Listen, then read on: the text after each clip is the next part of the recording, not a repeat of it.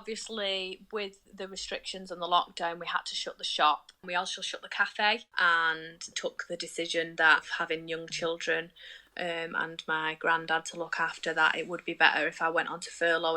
I've been fine during this lockdown, so I've not actually been too bad. It's given me a lot more time at home to spend doing my vegetables. I've ended up with kale, broccoli, peas, beans, carrots, potatoes, strawberries, so it won't be long until I start reaping the rewards.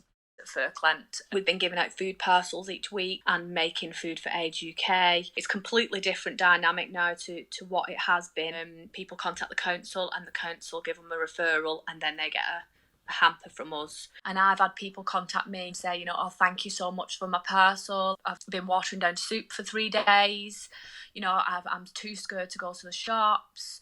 I've not had enough money. So these parcels that we're doing at work, they literally are whether people eat or not. We keep in touch with everybody, and so we know how all of our volunteers are doing. We know how people are who are our regulars. Community to us is everything. Now that this is happening, it's highlighting how important places like ourselves actually are.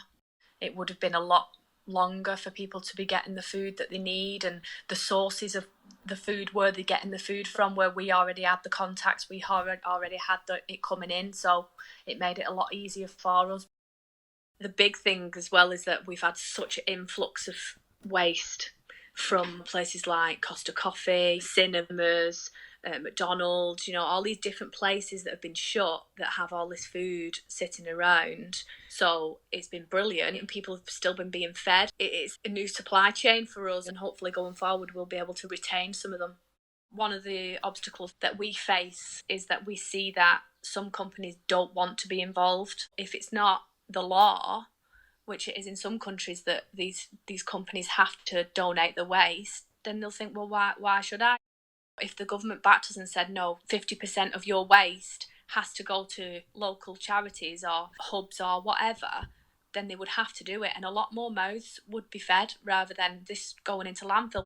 There's lots of little things that going forward, if we can get the help and the backing and the support, we can improve on and become even better and more sustainable as well. Obviously, the pandemic, taking the good from the bad, it will definitely make people look at it with fresh eyes.